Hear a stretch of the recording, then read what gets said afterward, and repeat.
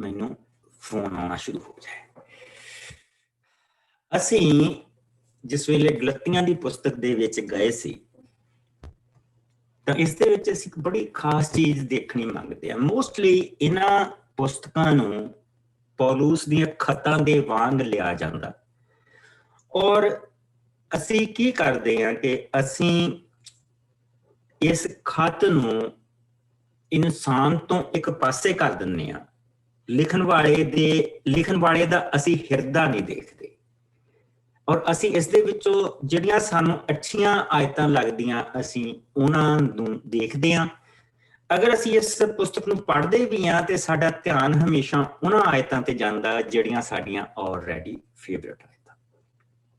ਜਿਸ ਤਰੀਕੇ ਦੇ ਨਾਲ ਅਸੀਂ ਪ੍ਰਭੂ ਦੇ ਵਚਨ ਦੀ ਸਟੱਡੀ ਕਰਦੇ ਪਏ ਹਾਂ, ਅਸੀਂ ਇਸ ਦੇ ਨਾਲ ਨਾਲ ਉਹ ਸਾਰਿਆਂ ਲੋਕਾਂ ਨੂੰ ਜੁੜਿਆ ਦੇਖਦੇ ਪਏ ਹਾਂ ਕਿ ਉਹ ਕੌਣ ਲੋਕ ਸੀ ਜਿਨ੍ਹਾਂ ਨੂੰ ਇਹ ਖਤ ਗਿਆ, ਲਿਖਣ ਵਾਲਾ ਕੌਣ ਸੀ ਔਰ ਵੈਰੀ ਆਪਣਾ ਹਥਿਆਰ ਕਿਸ ਤਰ੍ਹਾਂ ਵਰਤਦਾ ਪਿਆ ਸੀ।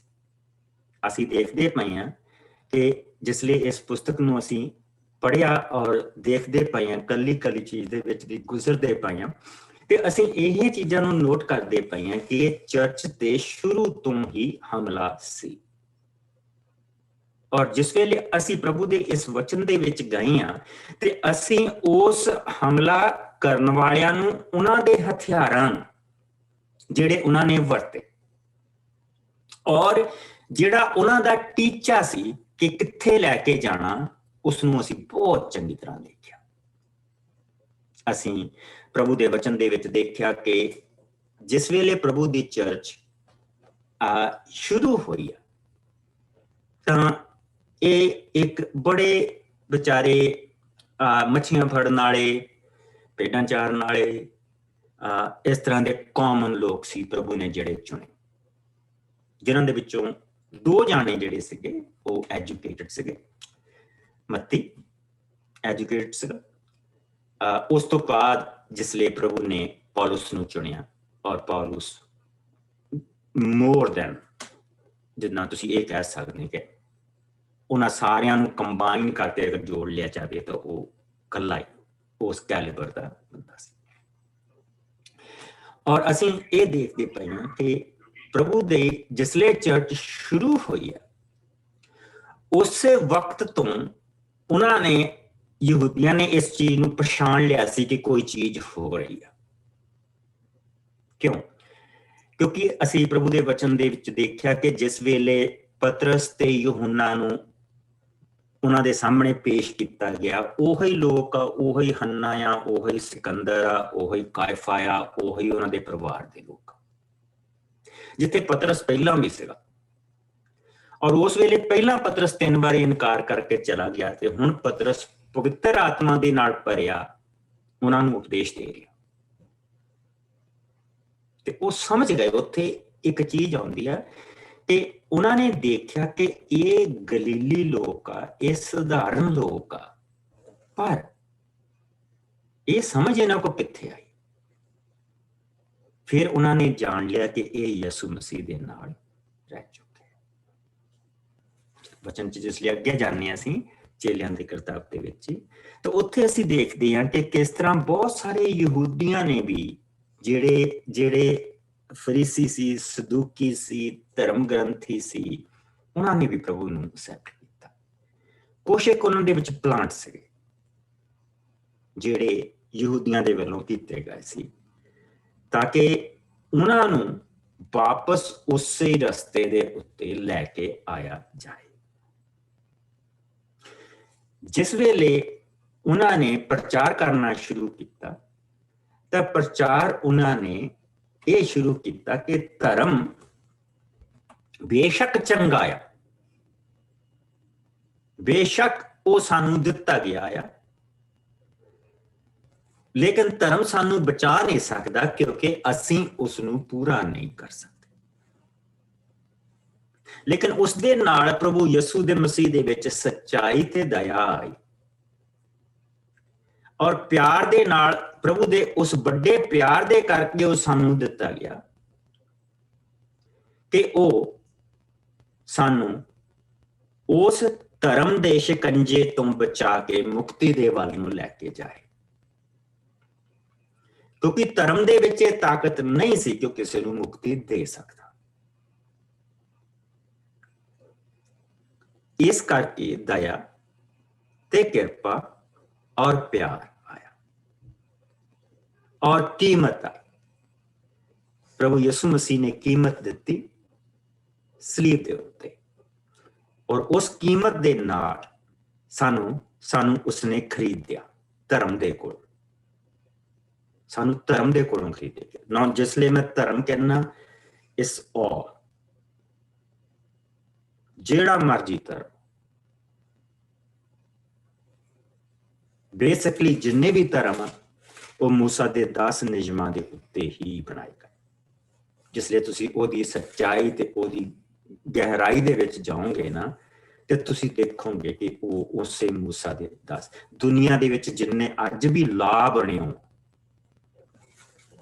असीं हुण गणतंत्र दिवस मनाउणा, कई कुछ करना, सानू ला मिलिया सी उधर इंडिया दा, लेकिन बेस ओही मूसा दीआं सिक्ख्यावां दे उत्ते। ये सानू हर पासे मिलदा। और जिस तरह असीं देश का ला नहीं रख सकते, उस तरह असीं जिहड़ा धार्मिक ला उसनूं भी नहीं रख सकते। सो फिर असीं की कीता, असीं बाहरलियां चीज़ां दे नाल उसदी एक बनावट शुरू करती, ताकि बाहरों असीं धर्मी दसीए, बाहरों असीं सुंदर दसीए। और उहदे नाल की होया कि जिहड़ा अंतकरण सी वो दिन ब दिन कमजोर होंदा गया। और उस तो बाद अंतकरण ने जिहड़ा वो चीज तो एक पासे हो गई, लेकिन बाहर दा दिखावे ते जिहड़ा सारा जोर लगना शुरू हो गया। जिस वेले प्रभु यसू आए, उन्होंने अंतकरण नूं द्वारा आवाज मारी। उन्होंने कहा कि ये नहीं, क्योंकि असी खाने दे रूल बना ले कि आ खाना, आ नहीं खाना, आ खाना पाप, आ खाना गुड।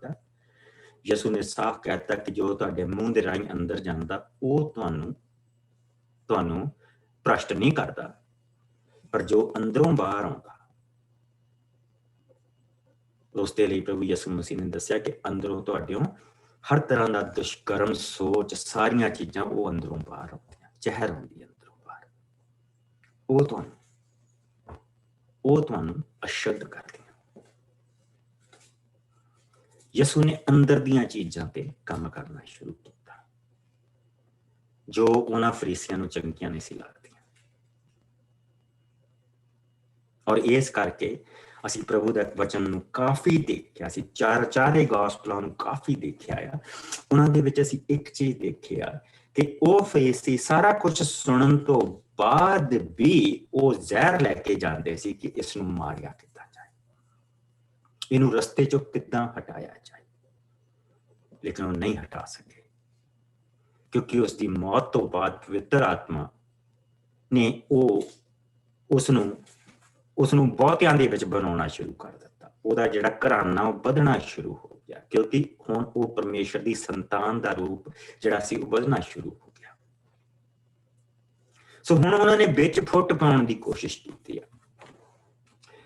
प्रभु के लोग बंदे प्रभु का वचन सुणाउंदे जा रहे हैं, और वो जिहड़े फरीसी वो अपने लोकां नूं उन्हां दे मगर मगर घल्लदे पए, और लोकां नूं तरह तरह दीयां सिक्ख्यावां दे विच फसाउण दे लई तुहाडी सुन्नत होनी जरूरी है, तुहानू मूसा दा ला समझना जरूरी है, तुहाडे लई आ करना जरूरी है, तुहाडे लई ओ करना जरूरी है। अज तक ये हो रहा, अज भी ये हो रहा, साडे लोअर मेनलैंड च हो रहा। बहुत सारे लोग आके इत्थे इंडिया तो आउंदे, आके लोकां नूं इदां ही करदे। बड़े सोहणे प्रभु दे वचन दे विच लगे हो लोग हुंदे आ, उन्हां नूं घरां च बिठा दिंदे, वो फिर घरां च बैठ के ओल्ड टैस्टामेंट ही पढ़ी जाते, ते प्रभु की सजा नूं देख देख के डरी जाते, क्योंकि उन्होंने उन्होंने आयतां ही वो दित्तियां पढ़न दे लई। जिद्दां असीं चैप्टरां दे चैप्टर पढ़दे, इदां नहीं वो पढ़दे, कोई एक आयत इत्थों एक उत्थों एक इधरों एक उधरों एक इधरों इदां पढ़दे। उन्होंने डरा के घर बिठाया, ਬਾਹਰ ਸਾਰੇ ਜਿਹੜੀ ਦੁਨੀਆ ਹੈ ਉਹ ਸਾਰੇ ਖਰਾਬ ਆ, ਸਾਰੀਆਂ ਚਰਚਾਂ ਖਰਾਬ ਆ, ਬਸ ਤੁਸੀਂ ਜਿਹੜੇ ਅੰਦਰ ਵੜ ਕੇ ਬੈਠੇ ਹੋ ਤੁਸੀਂ ਠੀਕ ਹੋ। ਲੇਕਿਨ ਪ੍ਰਭੂ ਦਾ ਵਚਨ ਇਸ ਤਰ੍ਹਾਂ ਨਹੀਂ ਕਰਦਾ। ਇਹੋ ਹੀ ਕੰਮ ਇੱਥੇ ਹੋ ਰਿਹਾ ਸੀ। ਸੋ ਜਿਸ ਲਈ ਸੰਤ ਪੌਲ ਨੂੰ ਉਹਨਾਂ ਚੀਜ਼ਾਂ ਦਾ ਪਤਾ ਲੱਗਾ ਤੇ ਤੁਸੀਂ ਇਸ ਦੇ ਵਿੱਚ ਉਸਦੇ ਹਿਰਦੇ ਨੂੰ ਦੇਖ ਸਕਦੇ ਹੋ ਕਿ ਉਹ ਕਿੱਦਾਂ ਰੋਂਦਾ। ਸੋ ਅਸੀਂ ਇਹ ਕਹਿ ਸਕਦੇ ਹਾਂ ਕਿ ਚੇਲਿਆਂ ਦੇ ਕਰਤੱਵ ਦੀ ਜਿਹੜੀ ਪੁਸਤਕ ਆ ਉਹ ਕੰਟੀਨਿਊ ਆ। ਇਹਨਾਂ ਨੂੰ ਅਸੀਂ ਚੇਲਿਆਂ ਦੇ ਕਰਤੱਵ ਦਾ ਹਿੱਸਾ ਕਹਿ ਸਕਦੇ ਹਾਂ।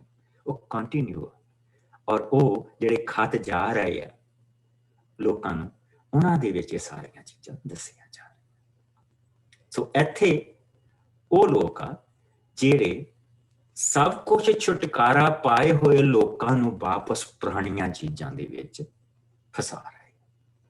ਐਗਜ਼ਾਮਪਲ ਮੇਰੇ ਕੋਲ ਬਹੁਤ ਸੋਹਣੀ ਹੈ ਪਰ ਮੈਂ ਦੇਣੀ ਨਹੀਂ ਅੱਜ ਮੰਗਦਾ, ਫਿਰ ਕਿਤੇ ਮੈਂ ਤੁਹਾਨੂੰ ਐਗਜ਼ਾਮਪਲ ਜ਼ਰੂਰ ਦਊਂਗਾ। ਲੇਕਿਨ ਬਹੁਤ ਸਾਰੇ ਲੋਕ ਐਸੇ ਆ ਜਿਹੜੇ ਉਹਨਾਂ ਲੋਕਾਂ ਦੇ ਕੋਲ ਜਾ ਰਹੇ ਆ ਜਿਨ੍ਹਾਂ ਵਿਚਾਰਿਆਂ ਨੂੰ ਇਹਨਾਂ ਚੀਜ਼ਾਂ ਦਾ ਪਤਾ ਵੀ ਕੁਛ ਨਹੀਂ ਆ। ਉਹ ਜਿਸ ਨੇ ਦੇਖਦੇ ਵਾਓ ਓਲਡ ਟੈਸਟਾਮੈਂਟ ਦੇ ਵਿੱਚ ਏਦਾਂ ਲਿਖਿਆ, ਏਦਾਂ ਲਿਖਿਆ, ਏਦਾਂ ਲਿਖਿਆ, ਤੇ ਉਹ ਫਿਰ ਉਹ 'ਚ ਫਸਣਾ ਸ਼ੁਰੂ ਹੋ ਜਾਂਦੇ ਆ।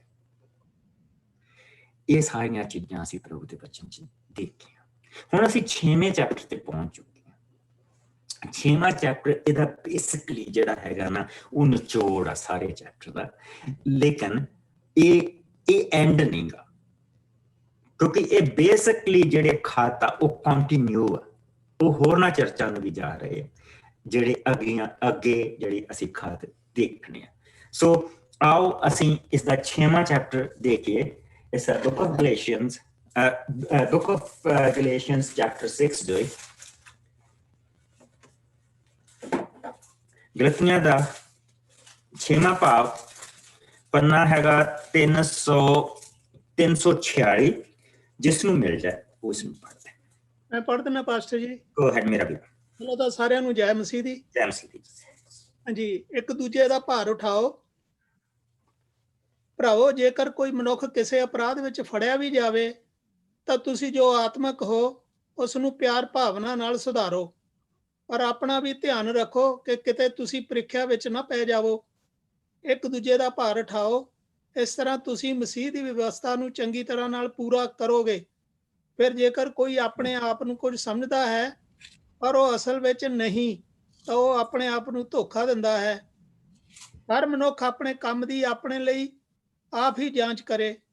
ਇਸ ਤਰ੍ਹਾਂ ਉਸ ਨੂੰ ਕੇਵਲ ਆਪਣੇ ਨਾਲ ਹੀ ਟਾਕਰਾ ਕਰਕੇ ਮਾਣ ਕਰਨ ਦਾ ਮੌਕਾ ਮਿਲੇਗਾ, ਨਾ ਕਿ ਕਿਸੇ ਦੂਜੇ ਨਾਲ, ਕਿਉਂਕਿ ਹਰ ਇੱਕ ਨੂੰ ਆਪਣਾ ਭਾਰ ਆਪ ਹੀ ਚੁੱਕ ਕੇ ਚੱਲਣਾ ਹੈ।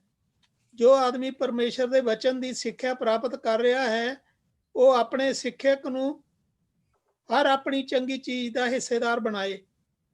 ਆਪਣੇ ਆਪ ਨੂੰ ਧੋਖਾ ਨਾ ਦੇਵੋ। ਪਰਮੇਸ਼ਰ ਨੂੰ ਕੋਈ ਮੂਰਖ ਨਹੀਂ ਬਣਾ ਸਕਦਾ ਹੈ। ਮਨੁੱਖ ਜੋ ਕੁਝ ਬੀਜਦਾ ਹੈ ਉਹ ਹੀ ਵੱਢੇਗਾ। ਜੇਕਰ ਉਹ ਸਰੀਰਕ ਰੂਪੀ ਜ਼ਮੀਨ ਵਿੱਚ ਬੀਜਦਾ ਹੈ ਤਾਂ ਉਹ ਉਸ ਵਿੱਚੋਂ ਨਾਸ਼ਵਾਨ ਫਸਲ ਵੱਢੇਗਾ, ਪਰ ਜੇਕਰ ਉਹ ਆਤਮਕ ਰੂਪੀ ਜ਼ਮੀਨ ਵਿੱਚ ਬੀਜਦਾ ਹੈ ਤਾਂ ਉਹ ਉਸ ਵਿੱਚੋਂ ਅਨੰਤ ਜੀਵਨ ਦੀ ਫਸਲ ਵੱਢਦਾ ਹੈ। ਬਸ ਸਾਨੂੰ ਧੀਰਜ ਨਾਲ ਭਲੇ ਕੰਮ ਕਰਦੇ ਰਹਿਣਾ ਚਾਹੀਦਾ ਹੈ, ਕਿਉਂਕਿ ਜੇਕਰ ਧੀਰਜ ਨਾ ਛੱਡਾਂਗੇ ਤਾਂ ਠੀਕ ਸਮਾਂ ਆਉਣ ਤੇ ਫਸਲ ਵੱਢਾਂਗੇ। ਇਸ ਲਈ ਜਿੱਥੇ ਵੀ ਸਾਨੂੰ ਮੌਕਾ ਮਿਲੇ ਸਾਨੂੰ ਹਰ ਕਿਸੇ ਨਾਲ ਭਲਾਈ ਕਰਨੀ ਚਾਹੀਦੀ ਹੈ, ਖਾਸ ਕਰਕੇ ਉਹਨਾਂ ਨਾਲ ਜਿਨ੍ਹਾਂ ਦਾ ਸੰਬੰਧ ਵਿਸ਼ਵਾਸ ਸੰਗਤ ਨਾਲ ਹੈ। ਇੱਥੇ ਤੱਕ ਹੀ ਪਾਸਟਰ ਜੀ ਕਿ ਸਾਰਾ ਹੀ ਪੜ੍ਹਦੇ ਹਾਂ। ਠੀਕ ਆ, ਇਤਾਂ ਠੀਕ ਹੈ। ਦੇਖੋ, ਸਭ ਤੋਂ ਪਹਿਲਾਂ ਇੱਥੇ ਦਇਆ ਦੇ ਵੱਲ ਸਾਡਾ ਧਿਆਨ ਲੈ ਕੇ ਜਾਇਆ ਗਿਆ ਕਿ ਜੇਕਰ ਕੋਈ ਮਨੁੱਖ ਕਿਸੇ ਅਪਰਾਧ ਦੇ ਵਿੱਚ ਫੜਿਆ ਜਾਏ, ਤੁਸੀਂ ਜੋ ਆਤਮਕ ਹੋ ਪਿਆਰ ਭਾਵਨਾ ਦੇ ਨਾਲ ਉਸ ਨੂੰ ਸੁਧਾਰੋ। ਕਿਉਂਕਿ ਪ੍ਰਭੂ ਦੇ ਕੋਲ ਮੈਂ ਜਿਸ ਲਈ ਆਉਣਾ ਆ ਨਾ ਤੇ ਉਸ ਨੂੰ ਇਸ ਚੀਜ਼ ਦਾ ਪਤਾ ਹੁੰਦਾ ਕਿ ਮੇਰੇ ਅੰਦਰ ਕੋਈ ਭਲਾਈ ਨਹੀਂ ਵਸਦੀ। ਜੇ ਮੈਂ ਭਲਾਈ ਕਰਦਾ ਪਿਆ ਤਾਂ ਉਹਦੇ ਦੋ ਕਾਰਨ, ਜਾਂ ਤਾਂ ਮੈਂ ਡਰਦਾ, ਮੈਨੂੰ ਲਾਹ ਦਾ ਡਰ ਆ, ਮੈਨੂੰ ਮਾਂ ਬਾਪ ਦਾ ਡਰ ਆ, ਮੈਨੂੰ ਕਮਿਊਨਿਟੀ ਦਾ ਡਰ, ਜਾਂ ਮੈਂ ਆਪਣੀ ਬੱਲੇ ਬੱਲੇ ਕਰਾਉਣੀ ਮੰਗਦਾ। ਇਹ ਦੋ ਕਾਰਨ ਆ ਜਿਨ੍ਹਾਂ ਦੇ ਕਾਰਨ ਮੈਂ ਕੋਈ ਭਲਾ ਕੰਮ ਕਰਦਾ। ਔਰ ਤੀਸਰਾ, ਜਾਂ ਉਹਦੇ ਚ ਮੇਰਾ ਕੋਈ ਲਾਲਚ। ਇਹ ਤਿੰਨ ਚੀਜ਼ਾਂ। ਪ੍ਰਭੂ ਨੂੰ ਇਸ ਚੀਜ਼ ਦਾ ਪਤਾ। ਉਸਨੂੰ ਇੰਨਾ ਪਤਾ ਕਿ ਅਗਰ ਇਹਦੇ ਆਲੇ ਦੁਆਲਿਓਂ ਇਹ ਡਰ ਖਤਮ ਕਰ ਦਿੱਤੇ ਜਾਣ, ਇਹਦਾ ਜਿਹੜਾ ਘੱਟ, ਇਹਦਾ ਸਾਰੀਆਂ ਚੀਜ਼ਾਂ ਦੇ ਜਿਹੜੇ ਡਰ ਖਤਮ ਕਰ ਦਿੱਤੇ ਜਾਣ, ਇਹਦੇ ਅੰਦਰ ਕੋਈ ਭਲਾਈ ਨਹੀਂ ਵਸਦੀ। ਜਿਸ ਵੇਲੇ ਵੀ ਅਸੀਂ ਕਿਸੇ ਬੰਦੇ ਨੂੰ ਕਿਸੇ ਅਪਰਾਧ ਦੇ ਵਿੱਚ ਫੜਦੇ ਹਾਂ ਤਾਂ ਉਹਦਾ ਗੰਦ ਬਾਹਰ ਆ ਰਿਹਾ ਹੁੰਦਾ। ਜਿਸ ਤਰ੍ਹਾਂ ਦੁੱਧ ਦੇ ਵਿੱਚ ਦਹੀਂ ਪਾ ਕੇ ਉਸਨੂੰ ਜਾਗ ਲਾਇਆ ਜਾਂਦਾ, ਫਿਰ ਮੈਨੂੰ ਚੇਤਾ ਕਿ ਸਾਡੀ ਮੇਰੀ ਬੀਬੀ ਉਸਨੂੰ ਰੜਕਦੀ ਹੁੰਦੀ ਸੀ, ਫਿਰ ਉਹਦੇ ਉੱਤੇ ਮੱਖਣ ਆਉਂਦਾ। ਕੁਦਰਤ ਦੀ ਹਰੇਕ ਚੀਜ਼ ਦੇ ਵਿੱਚੋਂ ਭਲਾਈ ਨਿਕਲਦੀ ਹੈ, ਜਿਸ ਲਈ ਉਸਨੂੰ ਰੜਕਿਆ ਜਾਂਦਾ। ਸਰੋਂ ਦੇ ਵਿੱਚੋਂ ਉਸਦਾ ਤੇਲ ਨਿਕਲਦਾ, ਜਿਹੜਾ ਸਾਡੇ ਲਈ ਬਰਕਤ ਦਾ ਕਾਰਨ ਹੁੰਦਾ। ਈਵਨ ਸੱਪ ਦੀ ਜ਼ਹਿਰ ਵੀ ਹਜ਼ਾਰਾਂ ਬਿਮਾਰੀਆਂ ਦਾ ਇਲਾਜ ਹੈ। ਪਰ ਜਿਸ ਲਈ ਇਨਸਾਨ ਦਾ ਮੰਥਨ ਕੀਤਾ ਜਾਂਦਾ ਤੇ ਇਸ ਤੋਂ ਉਹਦੇ ਜਿਹੜਾ ਇਹਦਾ ਫਲ ਬਾਹਰ ਨਿਕਲਦਾ ਨਾ, ਇਹ ਚ ਕੋਈ ਭਲਾਈ ਨਹੀਂ। ਔਰ ਪ੍ਰਭੂ ਇਸ ਚੀਜ਼ ਨੂੰ ਜਾਣਦਾ। ਅਗਰ ਕੋਈ ਬੰਦਾ ਕਿਸੇ ਬੁਰਾਈ ਕੋ ਦੀ ਬਾਹਰ ਦਿਸਦੀ ਪਈ ਹੈ ਤੇ ਇਹਦਾ ਮਤਲਬ ਇਹ ਹੈ ਕਿਉਂਕਿ ਉਹਦਾ ਪ੍ਰਭੂ ਸਾਡੇ ਤੇ ਕੱਪੜਾ ਪਾ ਕੇ ਰੱਖਦਾ। ਉਹ ਜਿਹੜਾ ਉਹਦਾ ਕੱਪੜਾ ਸਰੀਰ ਤੇ ਟੰਗਣ ਤੋਂ ਪਹਿਲਾਂ ਲਾਇਆ ਗਿਆ ਸੀ ਨਾ, ਤੇ ਉਹਦੇ ਟੋਟੇ ਨਹੀਂ ਕੀਤੇ ਗਏ ਸੀ, ਉਹਦੇ ਗੁਣੇ ਪਾ ਕੇ ਤੇ ਉਸਨੂੰ ਇੱਕੋ ਹੀ ਬੰਦੇ ਦਾ ਲੈ ਗਿਆ ਸੀਗਾ। ਔਰ ਉਹ ਉਸਦੇ ਵਿੱਚ ਕੋਈ ਸੀਨ ਨਹੀਂ ਲੱਸੀ ਲੱਗੀ, ਜਿਸ ਤਰ੍ਹਾਂ ਸਾਡੇ ਕੋਈ ਸੀਨ ਨਹੀਂ ਲੱਗੀ। ਸਾਡੇ ਕੋਈ ਸੀਨ ਨਹੀਂ ਲੱਗੀ, ਸਾਰਾ ਚੰਮ ਜਿਹੜਾ ਉੱਤੇ ਆ, ਕੋਈ ਸੀਨ। ਪ੍ਰਭੂ ਆਪਣਾ ਉਹ ਕੱਪੜਾ ਸਾਡੇ ਤੇ ਓੜ ਕੇ ਰੱਖਦਾ, ਉਸਨੂੰ ਨੰਗਾ ਨਹੀਂ ਕਰਦਾ। ਪਰ ਅਗਰ ਕੋਈ ਚੀਜ਼ ਬਾਹਰ ਦਿਖਾਈ ਦੇ ਰਹੀ ਹੈ ਤੇ ਇਹਦਾ ਮਤਲਬ ਉਸਦਾ ਮੰਥਨ ਹੋ ਰਿਹਾ, ਔਰ ਪ੍ਰਭੂ ਸਾਨੂੰ ਇਹ ਕਹਿ ਰਿਹਾ ਕਿ ਇਸ ਦੀ ਮਦਦ ਕਰੋ ਔਰ ਇਸ ਨੂੰ ਇਸ ਤੋਂ ਛੁਟਕਾਰਾ ਦਿਓ। ਸਾਡੇ ਕੋਲ ਦੋ ਚੀਜ਼ਾਂ, ਜਾਂ ਤਾਂ ਅਸੀਂ ਉਸ ਨੂੰ ਬਹੁਤ ਜ਼ਿਆਦਾ ਕਿਕ ਆਊਟ ਕਰਦੇ ਹਾਂ, ਉਹ ਬੰਦਾ ਨਾ ਇੱਧਰ ਜੋਗਾ ਵਿਚਾਰਾ ਤੇ ਨਾ ਹੁਣ ਉੱਧਰ ਜੋਗਾ।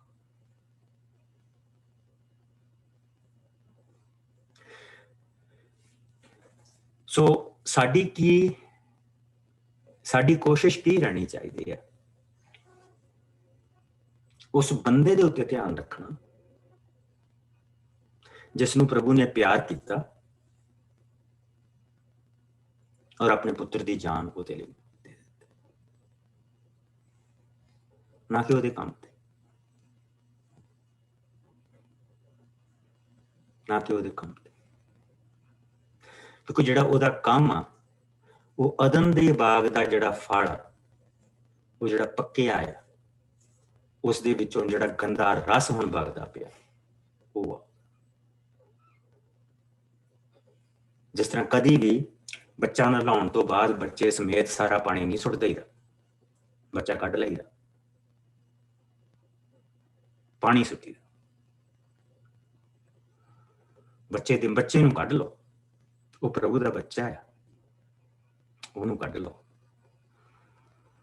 ਪਾਣੀ ਸੁੱਟ ਦਿਓ। ਪਰ ਇਸ ਦੇ ਨਾਲ ਨਾਲ ਉਸਨੇ ਸਾਨੂੰ ਇੱਕ ਬਹੁਤ ਵੱਡੀ ਇੱਥੇ ਚੇਤਾਵਨੀ ਦਿੱਤੀ ਹੈ। ਚੇਤਾਵਨੀ ਇਹ ਆ ਕਿ ਪਿਆਰ ਭਾਵਨਾ ਦੇ ਨਾਲ ਉਸ ਨੂੰ ਸੁਧਾਰੋ, ਪਰ ਆਪਣਾ ਧਿਆਨ ਰੱਖੋ ਕਿਤੇ ਤੁਸੀਂ ਪ੍ਰੀਖਿਆ ਦੇ ਵਿੱਚ ਨਾ ਪੈ ਜਾਓ।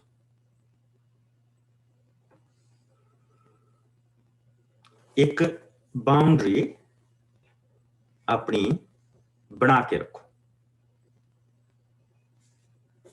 ਉਸ ਇਨਸਾਨ ਦੇ ਪਾਪ ਦੇ ਅਨੁਸਾਰ, ਜੋ ਜਿਸ ਪਾਪ ਦੇ ਵਿੱਚ ਵੀ ਉਹ ਟਿਕਿਆ ਹੈ ਉਹਦੇ ਅਨੁਸਾਰ ਇੱਕ ਬਾਉਂਡਰੀ ਬਣਾ ਕੇ ਰੱਖੋ। ਤੇ thus far no further than that, ਇੱਥੋਂ ਅੱਗੇ ਨਹੀਂ। ਪ੍ਰਭੂ ਦਾ ਪਿਆਰ ਉਸ ਨੂੰ ਦਿਓ ਔਰ ਉਸ ਦੇ ਵਿੱਚ ਉਸ ਨੂੰ ਸੁਧਰਨ ਦਾ ਮੌਕਾ ਦਿਓ।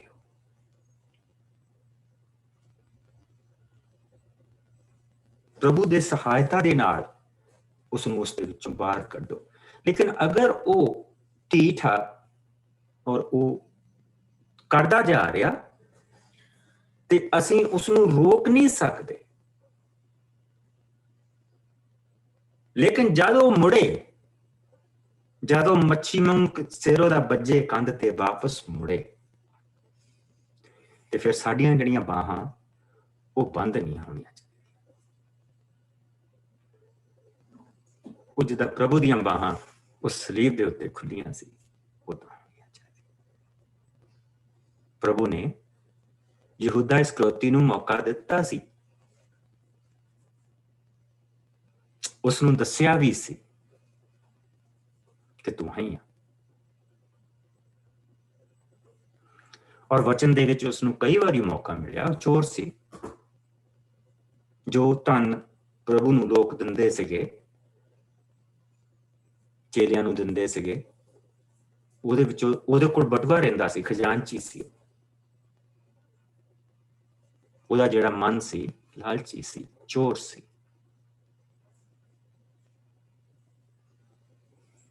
ਔਰ ਪ੍ਰਭੂ ਨੇ ਉਸਨੂੰ ਦਿਖਾਤਾ ਸੀਗਾ ਕਈ ਵਾਰੀ।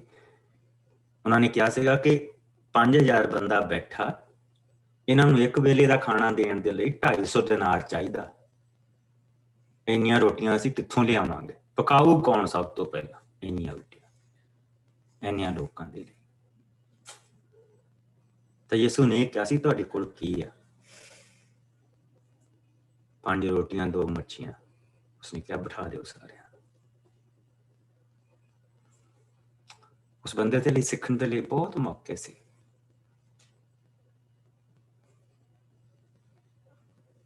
ਪਰ ਉਹ ਨਹੀਂ ਮੁੜਿਆ। ਔਰ ਅੰਤ ਸਾਨੂੰ ਕੀ ਦੱਸਿਆ ਗਿਆ ਕਿ ਉਸਨੇ ਆਪਣੇ ਲਈ ਰੱਸਾ ਲਿਆ, ਗਲੇ ਚ ਪਾਇਆ ਤੇ ਮਰ ਗਿਆ। That was his own choice. ਗਲਤ ਪਤਰਸ ਵੀ ਸੀ। ਪਤਰਸ ਨੇ ਪ੍ਰਭੂ ਨੂੰ ਕਿਹਾ, ਇਹ ਭਾਵੇਂ ਤੈਨੂੰ ਛੱਡ ਜਾਣ, ਮੈਂ ਤੈਨੂੰ ਕਦੀ ਨਹੀਂ ਛੱਡਾਂਗਾ, ਮੈਂ ਤੇਰੇ ਲਈ ਆਪਣੀ ਜਾਨ ਵੀ ਦੇ ਦੂੰਗਾ। ਪ੍ਰਭੂ ਨੇ ਉਸਨੂੰ ਕਿਹਾ, ਤੇਰਾ ਅਹੰਕਾਰ ਬੋਲਦਾ ਪਿਆ। ਔਰ ਚੋਰੀ ਦੇ ਵਿੱਚ ਔਰ ਅਹੰਕਾਰ ਦੇ ਵਿੱਚ ਕੋਈ ਖਾਸ ਫਰਕ ਨਹੀਂ, ਦੋਨੋਂ ਹੀ ਪਾਪ, ਬਰਾਬਰ ਪਾਪ। ਉਸਨੇ ਕਿਹਾ ਤੂੰ 3 ਵਾਰੀ ਮੇਰਾ ਇਨਕਾਰ ਕਰੇਗਾ, ਪਰ ਜਦ ਤੂੰ ਮੁੜੇ ਤਾਂ ਆਪਣੇ ਭਰਾਵਾਂ ਨੂੰ ਸਹਾਰਾ ਦੇ।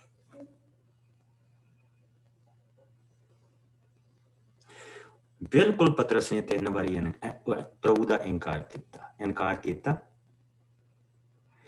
3 ਵਾਰੀ ਇਨਕਾਰ ਕਰਨ ਤੋਂ ਬਾਅਦ ਉਹ ਬਾਹਰ ਜਾ ਕੇ ਫੁੱਟ ਕੇ ਰੋਇਆ। ਤਾਂ ਹੁਣ ਅਸੀਂ ਪ੍ਰਭੂ ਦੀ ਇੱਕ ਐਗਜ਼ਾਮਪਲ ਦੇਖਾਂਗੇ ਕਿ ਪ੍ਰਭੂ ਨੇ ਉਸ ਨੂੰ ਵਾਪਸ ਕਿੱਦਾਂ ਸਵੀਕਾਰ ਕੀਤਾ। 3 ਵਾਰੀ ਇਹ ਕਹਿਣਾ, ਮੈਂ ਇਸ ਬੰਦੇ ਨੂੰ ਨਹੀਂ ਜਾਣਦਾ, ਮੈਂ ਇਸ ਬੰਦੇ ਨੂੰ ਨਹੀਂ ਜਾਣਦਾ। ਤੀਸਰੀ ਵਾਰੀ ਕਸਮ ਖਾ ਕੇ ਕਹਿਣਾ, ਮੈਂ ਇਸ ਬੰਦੇ ਨੂੰ ਨਹੀਂ ਜਾਣਦਾ। ਇਸ lie, ਇਹ ਝੂਠ ਆ। 3.5 ਸਾਲ ਉਹ ਪ੍ਰਭੂ ਦੇ ਨਾਲ ਰਿਹਾ। ਪ੍ਰਭੂ ਨੂੰ ਉਸਨੇ ਕਿਹਾ ਕਿ ਮੈਂ ਪਾਣੀ ਦੇ ਉੱਤੇ ਤੁਰਨਾ ਮੰਗਦਾ, ਉਸਨੇ ਕਿਹਾ ਆ ਜਾ। ਸਭ ਤੋਂ ਜ਼ਿਆਦਾ ਅਗਰ ਪ੍ਰਭੂ ਦੀ ਰਹਿਮ ਦੇਖੀ ਤਾਂ ਉਸ ਬੰਦੇ ਨੇ ਦੇਖੀ। ਉਸਨੇ 3 ਵਾਰੀ ਇਨਕਾਰ ਕੀਤਾ। ਅਹੰਕਾਰ ਤੇ ਝੂਠ ਦਾ ਜਿਹੜਾ ਪਾਪ ਸੀ ਉਹਦੇ ਉੱਤੇ ਸੀ। ਪਰ ਜਿਸ ਵੇਲੇ ਸਾਨੂੰ ਇੱਥੇ ਕਿਹਾ ਜਾਂਦਾ ਕਿ ਕੋਈ ਅਪਰਾਧ ਦੇ ਵਿੱਚ ਫੜਿਆ ਜਾਵੇ ਤਾਂ ਤੁਸੀਂ ਜੋ ਆਤਮਿਕ ਹੋ ਉਸ ਨੂੰ ਪਿਆਰ ਭਾਵਨਾ ਦੇ ਨਾਲ ਸੁਧਾਰੋ। ਪ੍ਰਭੂ ਨੇ ਕੀ ਕੀਤਾ? ਆਓ ਪ੍ਰਭੂ ਦੇ ਵਚਨ ਦੇ ਵਿੱਚ ਇਹ ਨਾਲ ਯਹੂਨਾ ਦੇ ਵਿੱਚ ਆ ਜਾਓ। ਯਹੂਨਾ ਦਾ ਆਖਰੀ ਚੈਪਟਰ।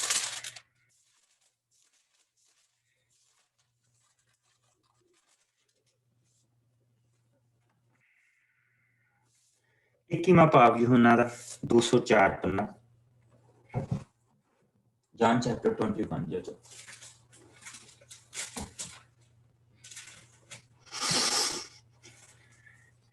ਜਿਸ ਨੂੰ ਮਿਲ ਜਾਏ।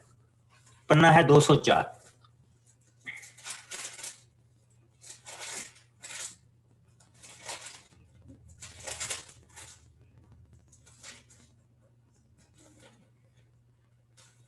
ਮਾਸਟਰ ਜੀ ਕਿੰਨੇ ਤੱਕ ਪੜ੍ਹਨਾ ਆ? ਇਸ ਨੂੰ ਸਿਸਟਰ ਜੀ ਤੁਸੀਂ 14 ਤਾਈਂ ਪੜ੍ਹ ਦਿਓ। ਓਕੇ। ਇਸ ਦੇ ਪਿੱਛੋਂ ਤਿਬਰਿਆਸ ਦੀ ਝੀਲ ਦੇ ਕੰਢੇ ਉੱਤੇ ਯਿਸੂ ਨੇ ਫਿਰ ਆਪਣੇ ਆਪ ਨੂੰ ਚੇਲਿਆਂ ਉੱਤੇ ਪ੍ਰਗਟ ਕੀਤਾ। ਉਹਨਾਂ ਨੇ ਇਸ ਤਰ੍ਹਾਂ ਪ੍ਰਗਟ ਕੀਤਾ, ਸ਼ਿਮਓਨ ਪਤਰਸ, ਥੋਮਾ ਅਰਥਾਤ ਦਿਦੁਮਸ, ਨਥਾਨੀਅਲ ਜੋ ਗਲੀਲ ਦੇ ਕਾਨਾ ਦਾ ਰਹਿਣ ਵਾਲਾ ਸੀ, ਜਬਦੀ ਦੇ ਦੋਵੇਂ ਪੁੱਤਰ ਅਤੇ ਹੋਰ 2 ਚੇਲੇ ਉੱਥੇ ਸਨ। ਸ਼ਿਮਓਨ ਪਤਰਸ ਨੇ ਉਹਨਾਂ ਨੂੰ ਕਿਹਾ, ਮੈਂ ਤਾਂ ਮੱਛੀਆਂ ਫੜਨ ਜਾ ਰਿਹਾ ਹਾਂ। ਉਹਨਾਂ ਨੇ ਪਤਰਸ ਨੂੰ ਕਿਹਾ, ਅਸੀਂ ਵੀ ਤੇਰੇ ਨਾਲ ਚੱਲਦੇ ਹਾਂ। ਉਹ ਗਏ ਅਤੇ ਬੇੜੀ ਵਿੱਚ ਚੜੇ, ਪਰ ਉਸ ਰਾਤ ਉਹਨਾਂ ਕੁਝ ਨਾ ਫੜਿਆ। ਸਵੇਰਾ ਹੋ ਰਿਹਾ ਸੀ ਕਿ ਯਿਸੂ ਝੀਲ ਦੇ ਕੰਢੇ ਉੱਤੇ ਖੜੇ ਸਨ, ਪਰ ਚੇਲਿਆਂ ਨੇ ਉਹਨਾਂ ਨੂੰ ਨਾ ਪਛਾਣਿਆ। ਯਿਸੂ ਨੇ ਉਹਨਾਂ ਨੂੰ ਕਿਹਾ, ਬੱਚਿਓ, ਕੀ ਤੁਹਾਡੇ ਕੋਲ ਖਾਣ ਲਈ ਕੁਝ ਮੱਛੀਆਂ ਹਨ? ਉਹਨਾਂ ਨੇ ਉੱਤਰ ਦਿੱਤਾ, ਨਹੀਂ।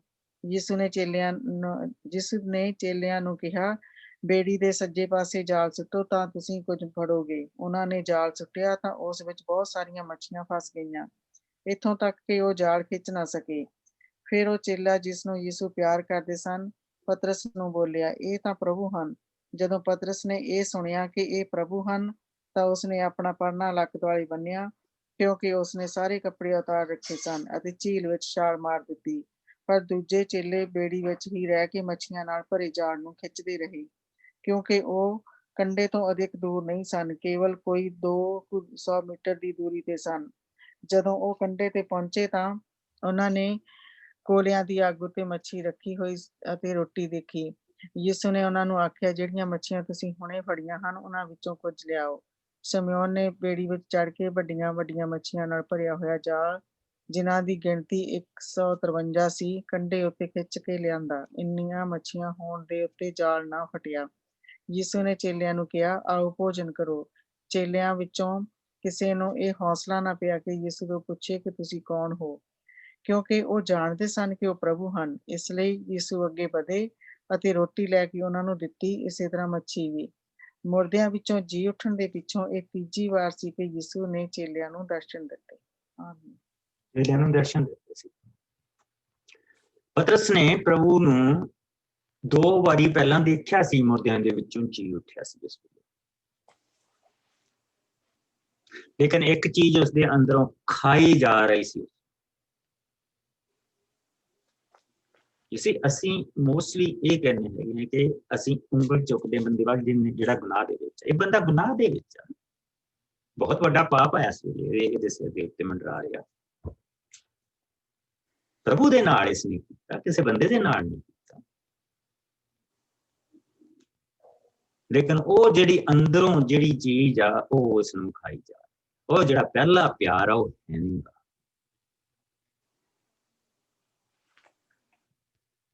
ਉੱਥੇ ਗਿਲਟ ਬੈਠ ਗਈ, ਉੱਥੇ ਸ਼ਰਮਿੰਦਗੀ ਆ ਕੇ ਬੈਠ, ਔਰ ਬੇਸਿਕਲੀ ਉਹ ਕਹਿ ਰਿਹਾ ਕਿ ਮੈਂ ਇਸ ਤੇ ਹੀ I'm done।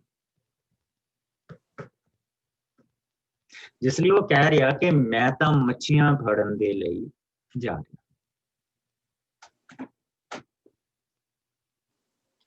ਤੇ ਜਿਹੜੇ ਬਾਕੀ ਦੇ ਚੇਲੇ ਸੀ, ਉਹ ਕਹਿੰਦੇ ਅਸੀਂ ਵੀ ਤੇਰੀ ਨਾਲ। ਉਹ ਇਹ ਕਹਿ ਰਿਹਾ ਕਿ ਮੈਂ ਵਾਪਸ ਜੋ ਮੈਂ ਕੰਮ ਕਰਦਾ ਸੀ, ਮੈਂ ਉੱਥੇ ਜਾ ਰਿਹਾ। ਉਹ ਇਹ ਨਹੀਂ ਕਹਿ ਰਿਹਾ ਕਿ ਮੈਂ ਮੱਛੀ ਫੜ ਕੇ ਤੇ ਖਾਣ ਦੇ ਲਈ ਜਾ ਰਿਹਾ।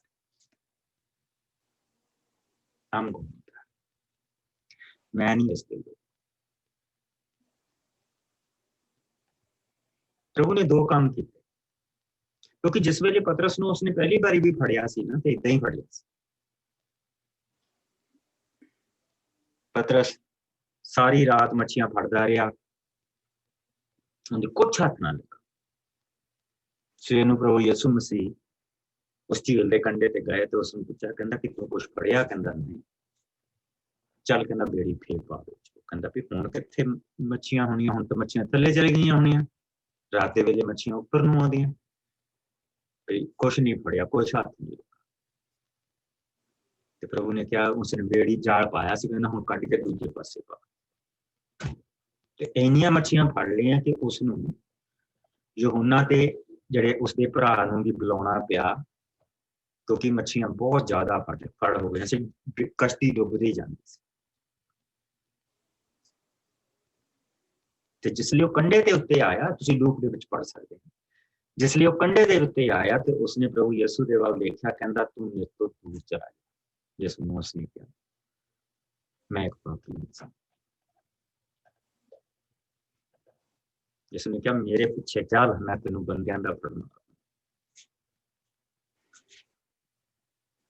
ਹੁਣ ਉਹਦੇ ਅੰਦਰ ਜਿਹੜਾ ਉਸਨੇ ਪਾਪ ਕੀਤਾ ਹੈ, ਹੁਣ ਉਸਨੂੰ ਪਤਾ ਲੱਗਾ ਕਿ ਪਾਪ ਹੁੰਦਾ ਕੀ ਹੈ। ਉਹ ਸ਼ਰਮਿੰਦਾ ਹੈ। ਔਰ ਸ਼ਰਮਿੰਦਗੀ ਜਿਹੜੀ ਹੁੰਦੀ ਹੈ ਨਾ, ਉਹ ਦੋ ਤਰ੍ਹਾਂ ਹੁੰਦੀ। ਜਾਂ ਤਾਂ ਇਨਸਾਨ ਜਿਹੜਾ ਉਹ ਨਮਰ ਹੋ ਜਾਂਦਾ ਔਰ ਕਹਿੰਦਾ ਕਿ you know what, this is ਮੀ, ਜਾਂ ਫਿਰ ਉਹ ਢੀਠ ਹੋ ਜਾਂਦਾ। ਜੇ ਉਹ ਢੀਠ ਹੋ ਜਾਵੇ ਤਾਂ ਫਿਰ ਉਹ ਦੁਬਾਰਾ ਉਹੀ ਕੰਮ ਕਰਦਾ ਔਰ ਬਾਕੀਆਂ ਨੂੰ ਕੋਸ਼ਿਸ਼ ਕਰਦਾ ਦੱਸਣ ਦੀ ਕਿ ਪਰ ਜਿਸ ਵੇਲੇ ਪ੍ਰਭੂ ਉਸ ਨੂੰ ਦਿਖਾ ਦੇਵੇ ਕਿ ਤੇਰੇ ਅੰਦਰ ਪਾਪ ਆ, ਔਰ ਉਹ ਸ਼ਰਮਿੰਦਗੀ ਦੇ ਵਿੱਚ ਪ੍ਰਭੂ ਦੇ ਅੱਗੇ ਝੁਕ ਜਾਏ ਤਾਂ ਬੱਚਾ। ਪਰ ਇੱਥੇ ਪਤਰਸ ਨੇ ਆਪਣਾ ਮਨ ਢੇਸ਼ ਕੀਤਾ ਹੈ और उसने कहता कि मैं दिस इज नॉट मी, मैं वापस। बाकी भी नाले तुर पे क्योंकि वो लीडर ਸੀਗਾ और जिसले बाकी ਦੇ ਨਾਲ ਤੁਰ ਪਏ ਤਾਂ ਸਾਰੀ ਰਾਤ ਮੱਛੀਆਂ ਫੜਦੇ ਰਹੇ, ਕੁਛ ਹੱਥ ਨਾ ਲੱਗਾ। ਸਵੇਰ ਨੂੰ ਉਹਨਾਂ ਪ੍ਰਭੂ ਕੰਢੇ ਦੇ ਉੱਤੇ ਖੜੇ ਆ, ਕਹਿੰਦਾ ਕੁਛ ਫੜਿਆ ਨਹੀਂ, ਕਹਿੰਦਾ ਦੂਜੇ ਪਾਸੇ ਜਾਲ ਪਾਓ। ਉਹਨਾਂ ਨੇ ਚੱਕ ਕੇ ਜਾਲ ਦੂਜੇ ਪਾਸੇ ਪਾਤਾ। ਸੋ ਉਹਨਾਂ ਨੇ ਮੱਛੀਆਂ ਇੰਨੀਆਂ ਫੜ ਲਈਆਂ ਕਿ ਉਹਨਾਂ ਦੇ ਕੋਲ ਜਿਹੜੇ ਜਾਲ ਸੀ ਉਹ ਅਗੇਨ ਟੁੱਟਣ ਲੱਗੇ। ਤਾਂ ਯਹੂਨਾ ਨੇ ਉਸਦੇ ਵੱਲ ਦੇਖਿਆ। ਯਹੂਨਾ ਕਹਿੰਦਾ ਇਹ ਤਾਂ ਪ੍ਰਭੂ ਆ। ਤਾਂ ਪਤਰਸ ਨੇ ਉੱਥੇ ਹੀ ਆਪਣੀ ਕੱਪੜਾ ਲਪੇਟਿਆ, ਛਾਲ ਮਾਰੀ, ਕਰਕੇ ਪ੍ਰਭੂ ਦੇ ਕੋਲ। ਪ੍ਰਭੂ ਨੇ ਉਸਨੂੰ ਪੁੱਛਿਆ ਕਿ ਤੁਹਾਡੇ ਕੋਲ ਕੁਛ ਜਿਹੜੀਆਂ ਮੱਛੀਆਂ ਤੁਸੀਂ ਫੜੀਆਂ ਉਹਨਾਂ ਚੋਂ ਲੈ ਕੇ ਆਓ। ਹੁਣ 153 ਮੱਛੀਆਂ, ਬਹੁਤ ਲੋਕ ਇਹਦੀਆਂ ਗੱਲਾਂ ਬਣਾਉਂਦੇ। ਸਿੰਪਲੀ ਜਿਹੜੀ ਇੱਥੇ ਚੀਜ਼ ਆ ਉਹ ਇਹ ਆ ਕਿ ਉਹਨਾਂ ਨੂੰ ਪਤਾ ਸੀਗਾ ਕਿ 153 ਮੱਛੀਆਂ ਸੀਗੀਆਂ, ਇਹਨਾਂ ਦੇ ਵਿੱਚੋਂ ਇੰਨੀਆਂ ਅਸੀਂ ਖਾ ਲਈਆਂ ਤੇ ਇੰਨੀਆਂ ਬਾਕੀ ਹਾਲੇ ਪਈਆਂ। ਹਾਂ, ਅਸੀਂ ਪ੍ਰਭੂ ਨੂੰ ਦੇਖਿਆ ਸੀ। That's simple. ਇਹ 'ਚ ਕੋਈ ਡੀਪ ਮੀਨਿੰਗ ਨਹੀਂ ਗਾ, ਕੋਈ ਕੁਛ ਹੋਰ ਨਹੀਂ ਗਾ। ਇਹ ਸਿੰਪਲ, ਇਹਦਾ ਬਹੁਤ ਸਿੰਪਲ ਇਹਦਾ ਮਤਲਬ। ਜਿਸ ਵੇਲੇ ਉਹਨਾਂ ਨੇ ਪ੍ਰਭੂ ਨੇ ਉਹਨਾਂ ਨੂੰ ਬੁਲਾਇਆ, ਪ੍ਰਭੂ ਨੇ ਆਲਰੇਡੀ ਦੇਖੋ ਉੱਥੇ ਮੱਛੀ, ਅੱਗ ਦੇ ਉੱਤੇ ਮੱਛੀ ਪਈ ਆ, ਰੋਟੀ ਪਈ ਆ, ਸਾਰਾ ਕੁਛ ਉੱਥੇ ਪਿਆ। ਔਰ ਪ੍ਰਭੂ ਨੇ ਉਹਨਾਂ ਨੂੰ ਖਾਣ ਨੂੰ। ਹੁਣ ਜਿਸ ਵੇਲੇ ਉਹ ਖਾ ਪੀ ਚੁੱਕੇ, ਹੁਣ ਇੱਥੇ ਅਸੀਂ ਦੇਖਣਾ ਕਿ ਅਸੀਂ ਜਿਹੜੇ ਆਤਮਿਕ, ਕਿਉਂਕਿ ਆਤਮਾ ਤਾਂ ਸਾਡੇ ਕੋਲ ਪ੍ਰਭੂ ਯਿਸੂ ਦਾ, ਉਸਨੇ ਕਿਸ ਤਰ੍ਹਾਂ ਇੱਕ ਨੂੰ ਵਾਪਸ ਆਪਣੀਆਂ ਬਾਹਾਂ ਦੇ ਵਿੱਚ ਲਿਆ ਤੇ ਸਾਨੂੰ ਕਿੱਦਾਂ ਉਸੇ ਤਰ੍ਹਾਂ ਪ੍ਰਭੂ ਦੇ ਵਾਂਗ ਪ੍ਰਭੂ ਦੀਆਂ ਬਾਹਾਂ ਦੇ ਵਿੱਚ ਅਸੀਂ ਕਿੱਦਾਂ ਵਾਪਸ ਲੈ ਕੇ ਆਉਣਾ ਉਸ ਜਨ। ਹੁਣ ਕੋਈ ਜਾਣਾ ਪੜੇ ਇਸ ਨੂੰ 15 ਤੋਂ ਲੈ ਕੇ 19 ਤੱਕ।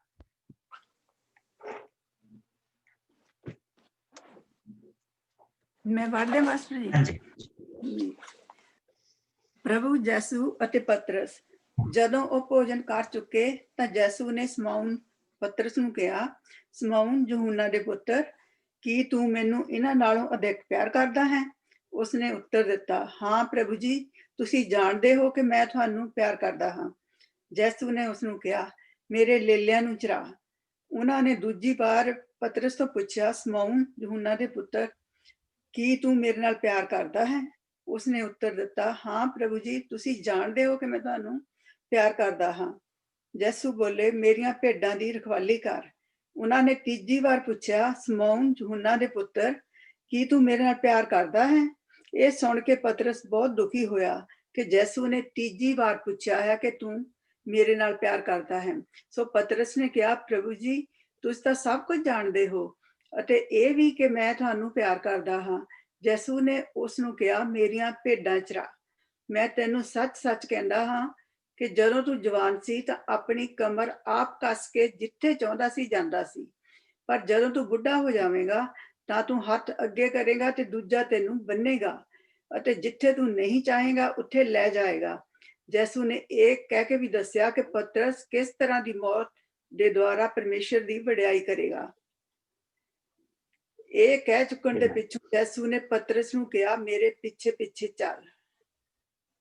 ਮੇਰੇ ਪਿੱਛੇ ਚੱਲ। ਉੱਥੇ ਉਸੇ ਉਹੀ ਲੈਵਲ ਤੇ ਜਿੱਦਾਂ ਉਸ ਵੇਲੇ ਉਦੋਂ ਕਿਹਾ ਸੀ ਕਿ ਮੇਰੇ ਪਿੱਛੇ। ਕਿਸ ਤਰ੍ਹਾਂ ਪ੍ਰਭੂ ਯਿਸੂ ਉਸ ਨੂੰ ਵਾਪਸ ਲੈ ਕੇ ਆਏ। ਪ੍ਰਭੂ ਯਿਸੂ ਨੇ ਉਸ ਨੂੰ ਪੁੱਛਿਆ, ਗ੍ਰੀਕ ਦੇ 2 ਸ਼ਬਦ ਇੱਥੇ ਵਰਤੇ ਜਾਂਦੇ ਆ, ਮੈਂ ਬਹੁਤਾ ਗ੍ਰੀਕ ਦੇ ਵਿੱਚ ਨਹੀਂ ਪਾਉਂਗਾ, ਲੇਕਿਨ ਮੈਂ ਉਹਦੇ ਅਰਥਾਂ ਦੇ ਵਿੱਚ ਜਾਊਂਗਾ। ਪ੍ਰਭੂ ਯਿਸੂ ਨੇ ਉਸ ਨੂੰ ਪੁੱਛਿਆ ਕਿ ਸ਼ਮਾਉਨ ਦੇ ਪੁੱਤਰ ਯਹੂਨਾ ਨਹੀਂ ਯਹੂਨਾ ਦੇ ਪੁੱਤਰ ਸ਼ਮਾਉਨ, ਤੂੰ ਮੈਨੂੰ ਪਿਆਰ ਕਰਦਾ? ਉਹ ਕਹਿੰਦਾ, ਪ੍ਰਭੂ ਜੀ ਤੁਹਾਨੂੰ ਪਤਾ ਮੈਂ ਤੁਹਾਨੂੰ ਤੇ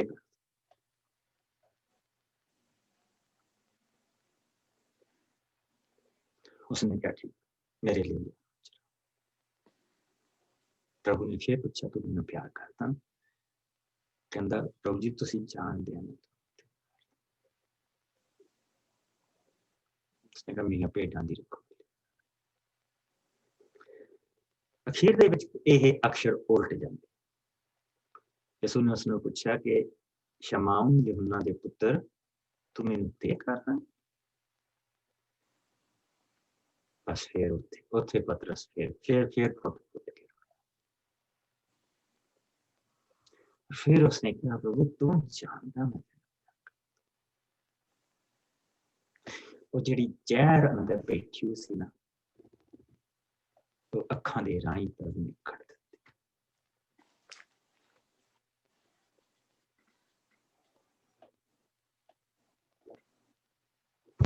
You see that?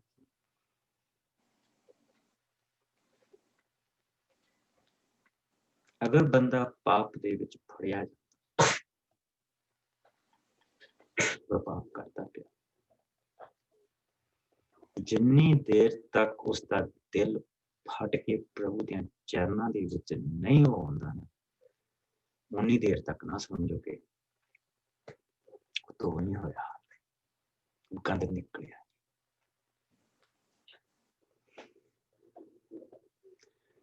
जिसले वो गंद फट के निकल गया ना,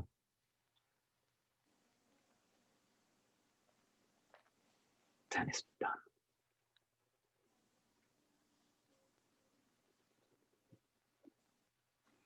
फिर प्रभु ने कहा, मेरे पीछे जाओ। 3 जख्म उसने अपने उत्ते कीते सी। 3 बारी प्रभु की उसने ना की सी। 3 जख्म उसने अपने लाए सी। प्रभु ने 3 जख्म उसते जोड़ दिते।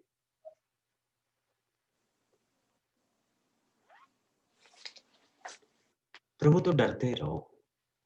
मैं जिसलिए मैं डरदा कहना वो ये नहीं हैगा कि जदों असीं धर्म च डरदे हुंदे सी। डर दा मतलब एक प्यार दा, कि असीं अपने बाप दा दिल ना दुखाई, इदां दा काम ना करिए कि ओहदा दिल दुखे। क्योंकि वो काम हो जाते आ, जिद्दां शरीर दे उत्ते जख्म लगदा, खरिंड आ जांदा, मास तां जुड़ जांदा, पर निशान रहंदा। निशाना तो बचे रहंदा, जख्म तो मिल जांदा। मेरे जख्मां दी खातर तो उन्होंने मार खाती, जख्म मिल जांदा, पर निशान निशाना तो फिर चेते रहिंदा, फिर चेते कराउंदियां वो चीज़ां, मन चेते कराउंदा।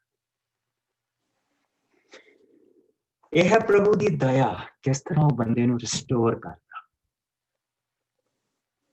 ਕਿਸ ਤਰ੍ਹਾਂ ਉਹ ਮੁੜ ਕੇ ਪੈਰਾਂ ਤੇ ਲੈ ਕੇ ਆਉਂਦਾ, ਕਿਸ ਤਰ੍ਹਾਂ ਉਸਨੇ ਇਸੇ ਪਤਰਸ ਤੋਂ ਆਪਣੀ ਸੇਵਾ ਲਈ,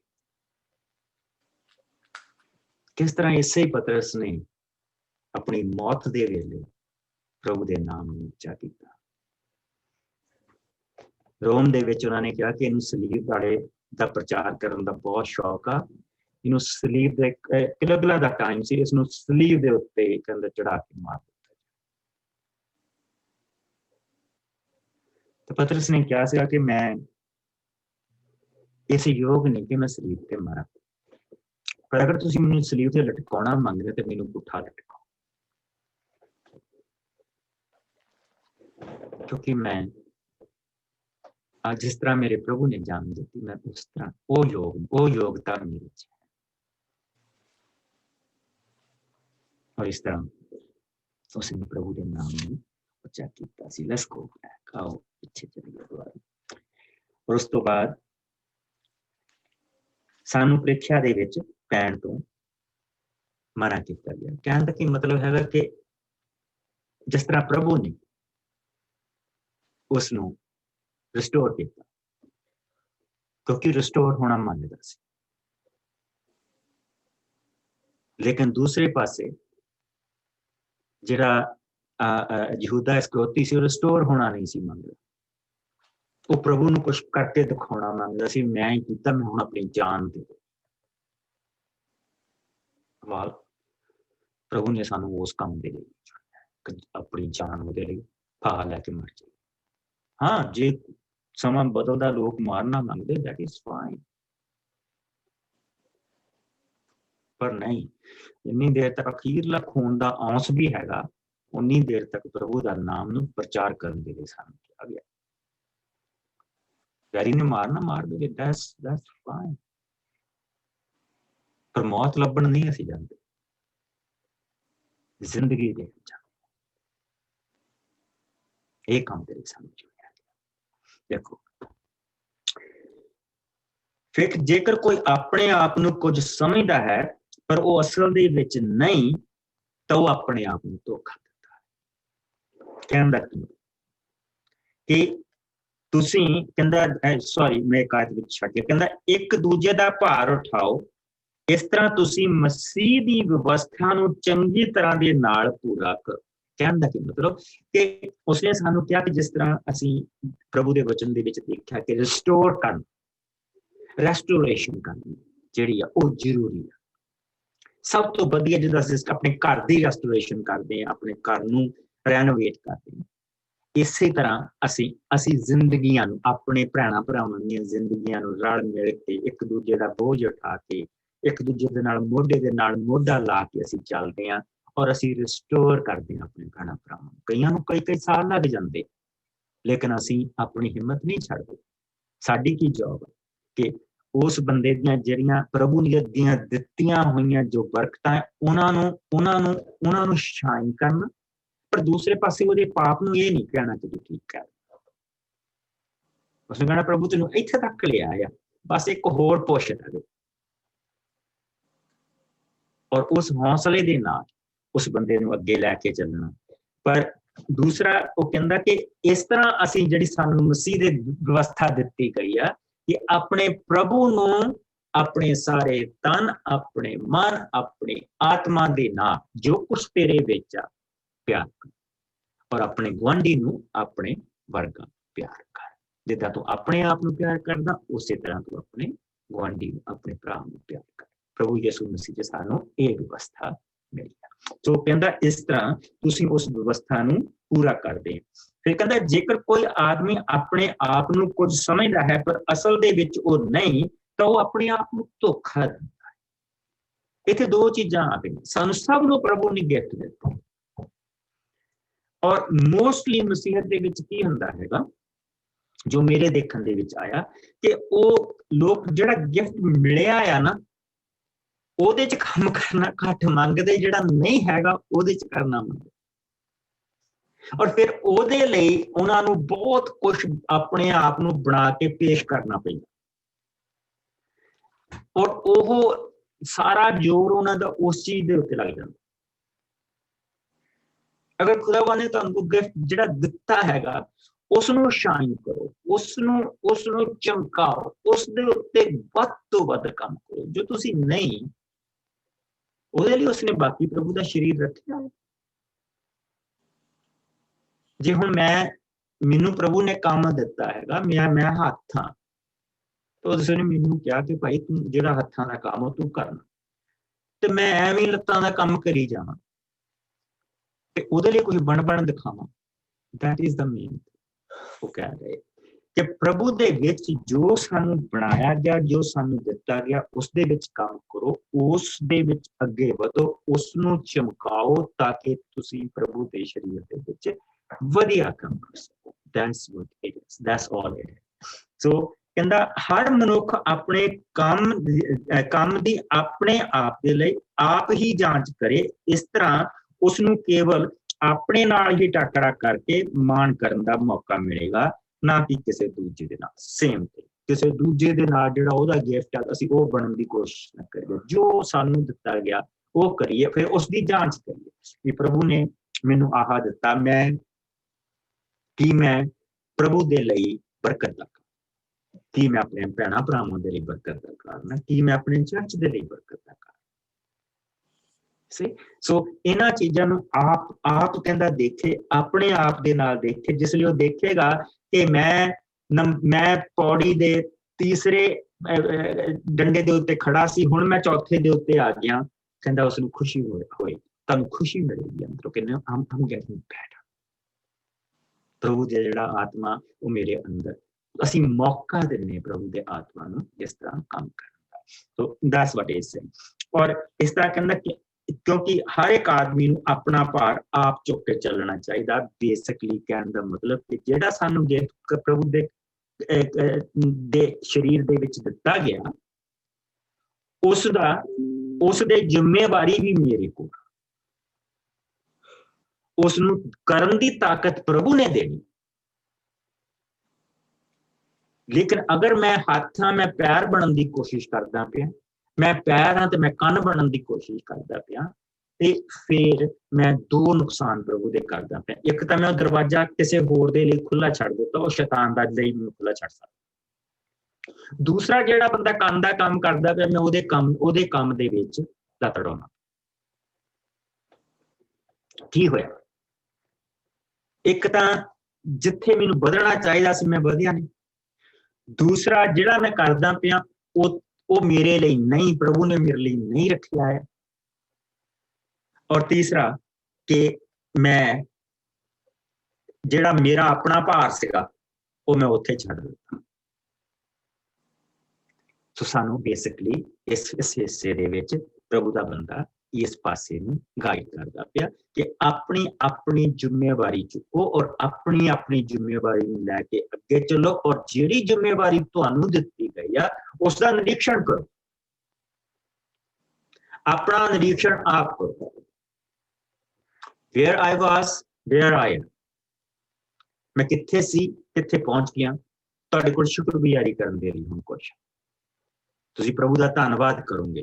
ਔਰ ਉਸਨੇ ਕਿਹਾ ਕਿ ਆਪਣਾ ਮੂੰਹ ਖੂਬ ਖੋਲ, ਮੈਂ ਇਸ ਨੂੰ ਭਰ ਦਊਂਗਾ। ਔਰ ਜਿਸ ਵੇਲੇ ਅਸੀਂ ਸ਼ੁਕਰਗੁਜ਼ਾਰੀ ਉਸਦੀ ਕਰਾਂਗੇ ਤਾਂ ਪ੍ਰਭੂ ਸਾਨੂੰ ਹੋਰ ਦੇਗਾ, ਔਰ ਫਿਰ ਉਹ ਸਾਨੂੰ ਹੋਰ ਦੇਗਾ।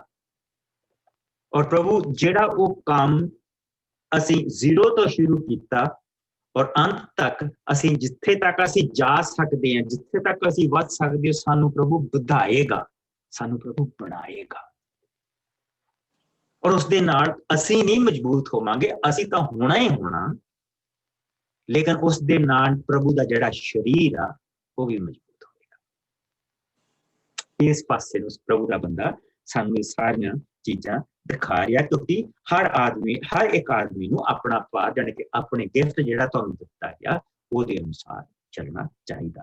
ਜੋ ਆਦਮੀ ਪਰਮੇਸ਼ਰ ਦੇ ਵਚਨ ਦੀ ਸਿੱਖਿਆ ਪ੍ਰਾਪਤ ਕਰ ਰਿਹਾ ਹੈ, ਉਹ ਆਪਣੇ ਸਿੱਖਿਅਕ ਨੂੰ ਹਰ ਤਰ੍ਹਾਂ ਦੀ ਚੰਗੀ ਚੀਜ਼ ਦਾ ਹਿੱਸੇਦਾਰ ਬਣਾਏ। ਆਪਣੇ ਆਪ ਨੂੰ ਧੋਖਾ ਨਾ ਦੇਵੋ, ਪ੍ਰਭੂ ਨੂੰ ਕੋਈ ਮੂਰਖ ਨਹੀਂ ਬਣਾ ਸਕਦਾ ਹੈ।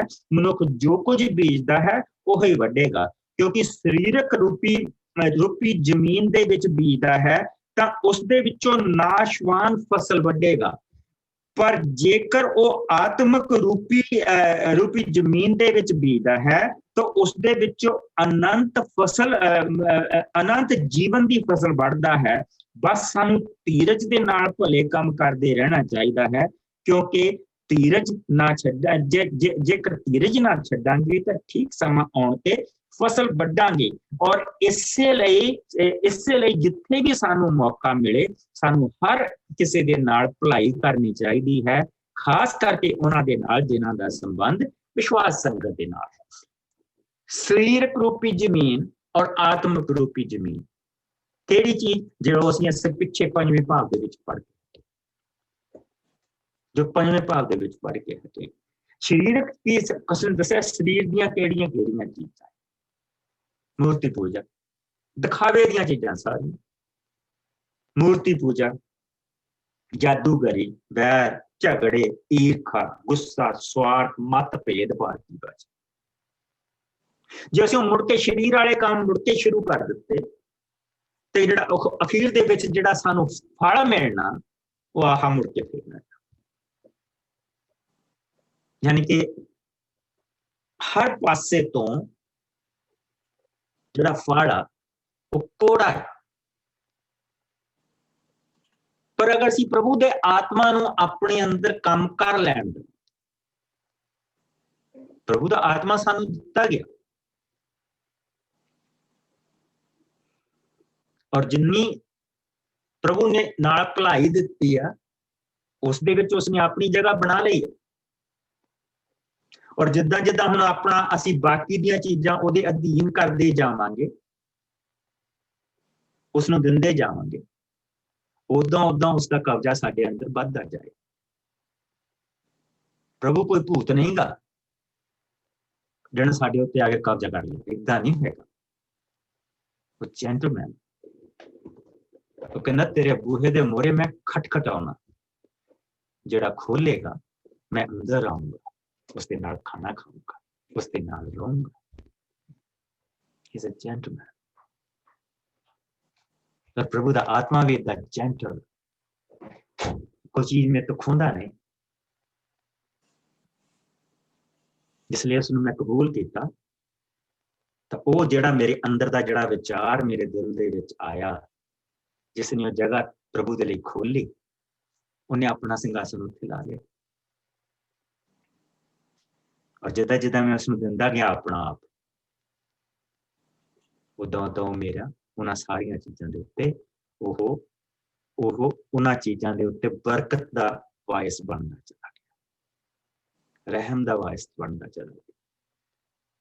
ਔਰ ਦੇਖੋ ਆਤਮਾ ਦੇ ਜਿੰਨੇ ਕੰਮ ਉਹ ਸਾਰੇ ਅੰਤ ਕਰਨ ਵਾਲੇ ਕੰਮ।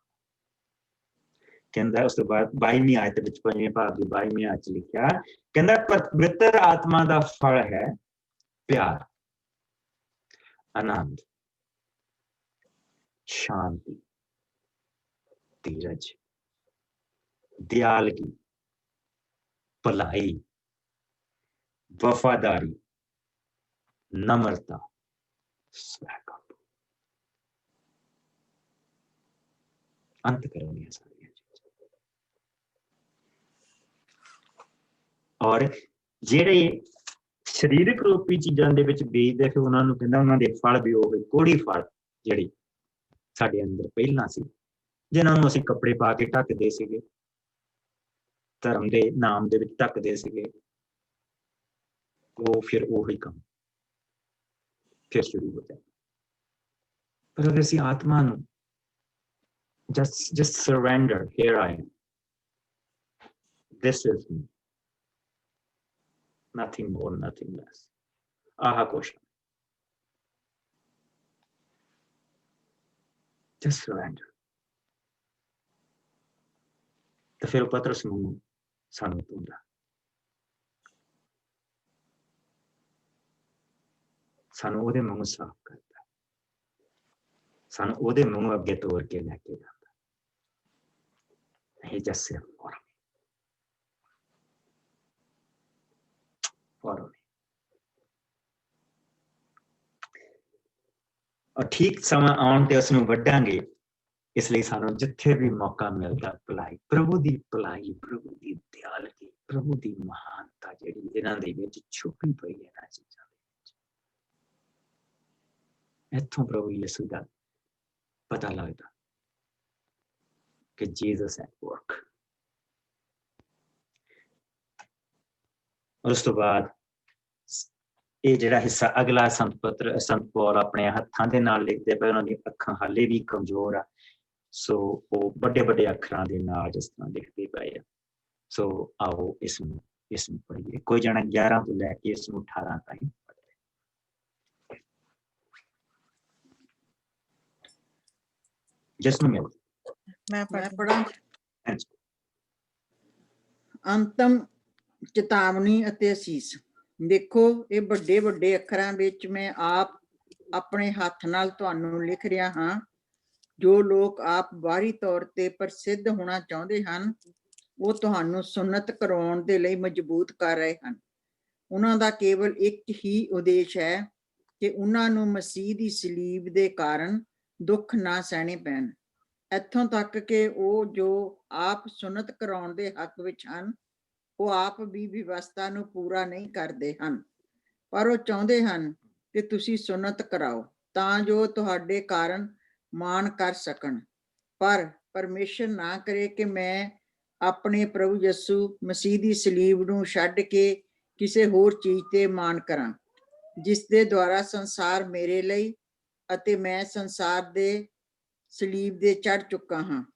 ਅਸਲ ਵਿੱਚ ਸੁੰਨਤ ਦੇ ਹੋਣ ਦਾ ਜਾਂ ਨਾ ਹੋਣ ਦਾ ਕੋਈ ਫਰਕ ਨਹੀਂ ਪੈਂਦਾ, ਪਰ ਜੇਕਰ ਫਰਕ ਪੈਂਦਾ ਹੈ ਤਾਂ ਨਵੀਂ ਸ੍ਰਿਸ਼ਟੀ ਦੇ ਨਾਲ ਹੈ। ਜੋ ਇਸ ਨਿਯਮ ਤੇ ਚੱਲਦੇ ਹਨ, ਉਹਨਾਂ ਨੂੰ ਅਤੇ ਪਰਮੇਸ਼ਰ ਦੇ ਸਭ ਲੋਕਾਂ ਨੂੰ ਸ਼ਾਂਤੀ ਅਤੇ ਕਿਰਪਾ ਦਾ ਦਾਨ ਮਿਲੇ। ਅੱਗੇ ਤੋਂ ਮੈਨੂੰ ਕੋਈ ਦੁੱਖ ਨਾ ਦੇਵੇ, ਕਿਉਂਕਿ ਮੈਂ ਆਪਣੇ ਸਰੀਰ ਤੇ ਯਿਸੂ ਦੇ ਦਾਗ ਲਈ ਫਿਰਦਾ ਹਾਂ।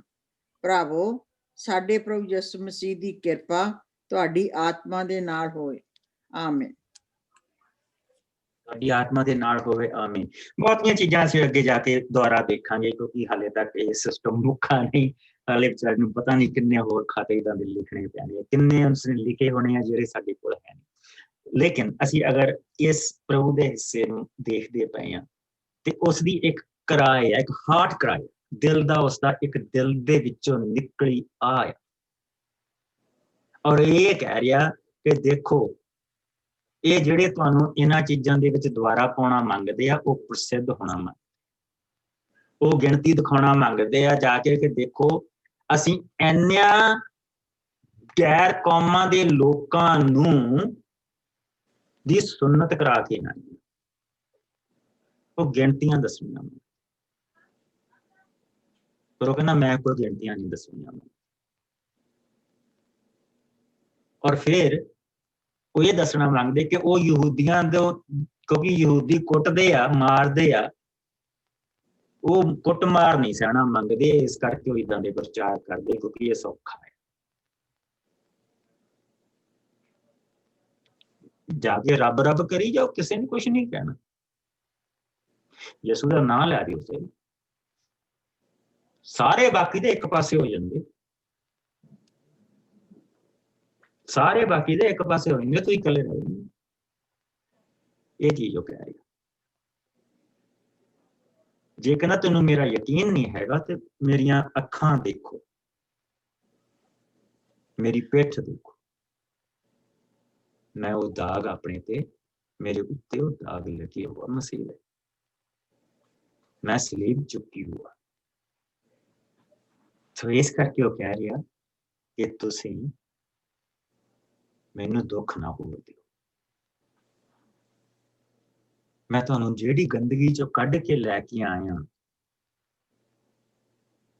जिहदे विच मैं जम्मिया, मैं पढ़िया, और मैनू पता कि मैं नहीं रख सकिया वो सारा कुछ, उस गंदगी चो मैं तुहानू कढ के लैके आया कि तुसी भी नहीं रख सकते, और जिहड़े तुहानू कह रहे हैं वो भी नहीं रख रहे।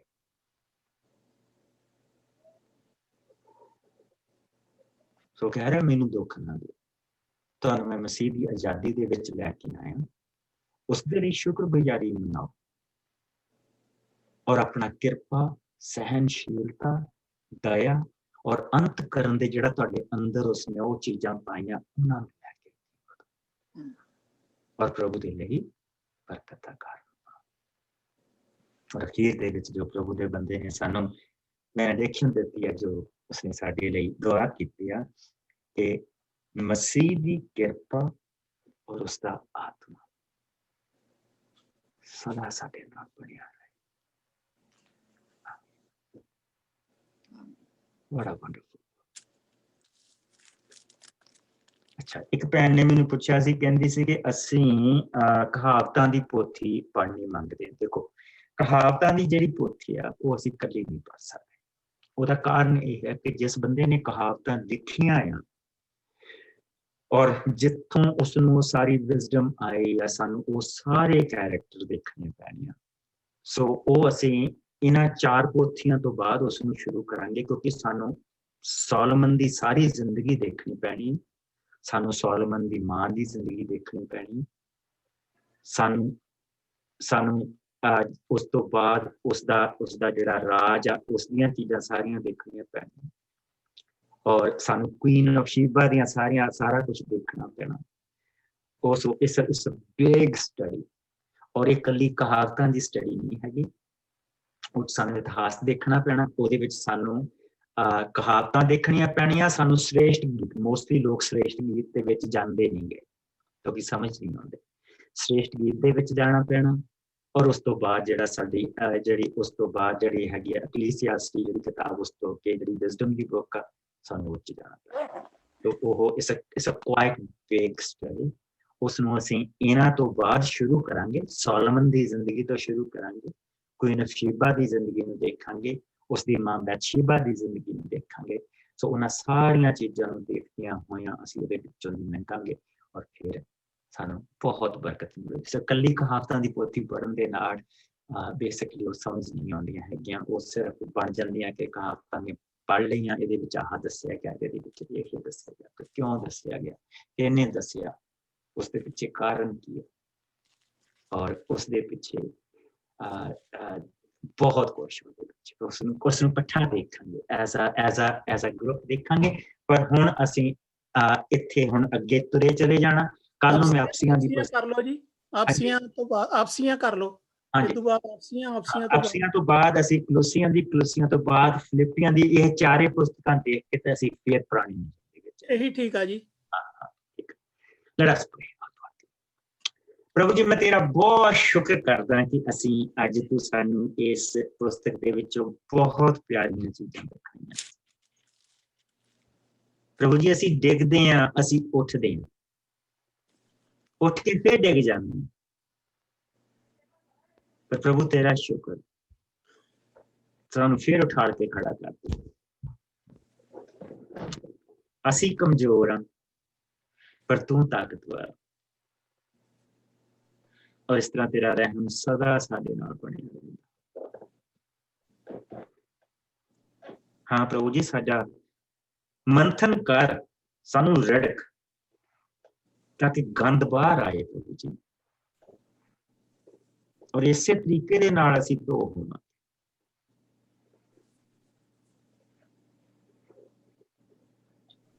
ਸਾਨੂੰ ਸਾਫ਼ ਕਰ, ਕਿਉਂਕਿ ਜਿੰਨਾ ਤੂੰ ਪ੍ਰਭੂ ਸਾਨੂੰ ਸਾਫ਼ ਕਰੇਗਾ, ਓਨਾ ਹੀ ਸਾਡੇ ਤੇ ਕਿਰਪਾ ਹੋਊ, ਔਰ ਓਨਾ ਅਸੀਂ ਤੇਰੇ ਵਿੱਚ ਬਸ ਸਕਾਂਗੇ, ਔਰ ਓਨਾ ਹੀ ਅਸੀਂ ਤੇਰੇ ਦਿੱਤੇ ਹੋਏ ਗਿਫਟਾਂ ਦੇ ਨਾਲ ਆਪਣੇ ਆਪ ਨੂੰ, ਆਪਣੇ ਭੈਣਾਂ ਭਰਾਵਾਂ ਦੇ ਲਈ, ਆਪਣੀ ਚਰਚ ਦੇ ਲਈ, ਆਪਣੇ ਸ਼ਹਿਰ ਦੇ ਲਈ, ਆਪਣੇ ਦੇਸ਼ ਦੇ ਲਈ, ਇਸ ਦੁਨੀਆ ਦੇ ਲਈ ਬਰਕਤ ਦਾ ਕਾਰਨ ਬਣਾਂਗੇ। ਸੋ ਤੇਰਾ ਰਹਿਮ ਸਾਡੇ ਨਾਲ ਬਣਿਆ ਰਹੇ। ਯਿਸੂ ਦਾ ਆਤਮਾ, ਯਿਸੂ ਦੀ ਕਿਰਪਾ ਸਾਡੇ ਨਾਲ ਬਣੀ ਰਹੇ। ਪਿਆਰੇ ਪ੍ਰਭੂ, ਸਾਡੇ ਅੱਗੇ, ਸਾਡੇ ਪਿੱਛੇ, ਸਾਡੇ ਸੱਜੇ, ਸਾਡੇ ਖੱਬੇ, ਸਾਡੇ ਪੈਰਾਂ ਦੇ ਥੱਲੇ, ਸਾਡੇ ਉੱਪਰ, ਸਾਡੇ ਅੰਦਰ ਤੇਰੀ ਰਾਖੀ, ਤੇਰੀ ਕਿਰਪਾ, ਤੇਰੀ ਦਇਆ, ਤੇਰੀ ਸ਼ਾਂਤੀ, ਤੇਰਾ ਆਨੰਦ, ਤੇਰੀ ਪਵਿੱਤਰ ਆਤਮਾ, ਤੇਰਾ ਰਸਤਾ ਇਹ ਸਾਨੂੰ ਲੈ ਕੇ ਪ੍ਰਭੂ ਜੀ ਚੱਲੇ। स्वर्ग तो तेरी निगाहबानी प्यारे बाप, बेटे का साथ पवित्र आत्मा की भरपूरी साडे सब दे नाल बनी रहे। मसीह यीशु के मिठे और प्यारे नाम दे विच मांगदे और सारे भैन भरा कह ਆਮੀਨ। Bless you. कल नूं असीं अफसियां दी पुस्तक दा ओपनिंग देखांगे, इंट्रोडक्शन देखांगे, फिर असीं उस दे नाल उस तो अगे बढ़ांगे। Bless you. प्रभु तुहानूं सब नूं बरकत दे, तुहाडे नाल बणिया रहे, तुहाडिਆਂ दे नाल।